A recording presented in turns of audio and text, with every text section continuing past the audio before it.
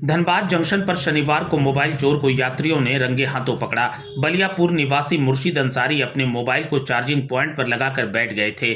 थकान के कारण उन्हें नींद आ गई। इसी दौरान मौके का फायदा उठाते हुए एक चोर उनका मोबाइल चुपके से लेकर भागने लगा। तभी पास खड़े एक अन्य यात्री ने मुर्शिद को इसकी जानकारी दी। सूचना मिलते ही मुर्शिद तुरंत हरकत में आए, चोर की तलाश शुरू कर दी, जिससे पूरे स्टेशन परिसर में अफरा तफरी की स्थिति बन गई।